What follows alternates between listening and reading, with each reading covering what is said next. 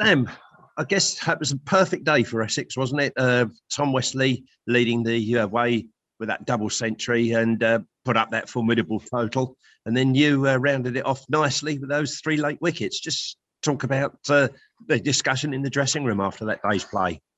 Yeah, I think you've hit the nail on the head there. Obviously, you don't get many better days than that. Sort of the start of the day, obviously, what we set out to do, put big runs on the board. Tommy playing fantastically well. Obviously, everyone's chuffed for him to reach that personal milestone. But obviously, to pick up those wickets at the end there, obviously puts us in a real strong position moving into tomorrow. And yeah, I think we've probably ticked off the main first sort of objectives of what we set out to do today. So yeah, as days go, there, it's definitely one of the better ones. Has it taken you long this season to make your mark, has it?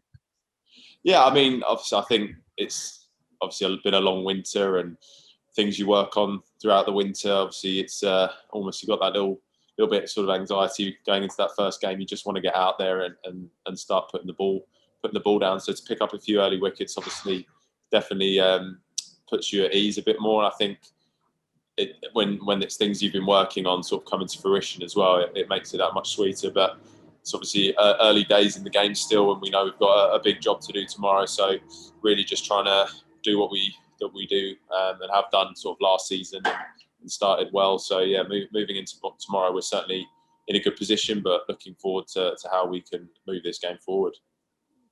Interesting, because you and Jamie bowling from the Hayes close end, first of all, you opposite the other end, passed about a couple of times and a couple of appeals there. Might have got a wicket between you, but it all happened when you switched ends, wasn't it? Was there just something a little bit more in the pitch for you from bowling from the Hayes close end? Possibly. I mean, obviously coming up the hill, it's the bounce tends to vary a little bit, sort of end to end. So sort of those half nicks that were running sort of to ground from the bottom end.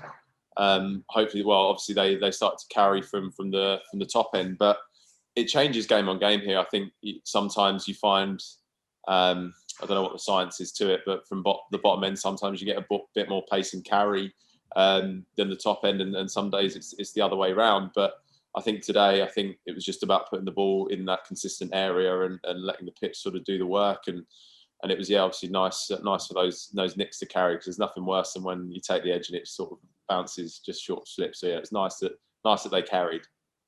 But also nice as well that having carried, that the guys held on to him, because it was quite biting out there, wasn't it? The conditions. Yeah, certainly. It's obviously, I said yesterday, I think it's probably the first day of cricket where I wish I wasn't a slip. I was glad I wasn't a slip fielder. But yeah, it's obviously pretty cold out there early season. I think boys have obviously got the hand warmers before we're going out trying to warm the hands up. But yeah, I think we've been very lucky to have a very strong slip cord in the last few years. It's been a big part of our success, especially in England, obviously with the Duke sport. You take the edge, it's not straightforward as just going straight in. I think Harmy's catch there wobbled quite a bit, so he's done really well to hang on to that. And same with Tommy, I think really good hands. And yeah, it's obviously a big part of what we do as bowlers. We have to have we're very lucky, to have a strong slip cord in there helping us out.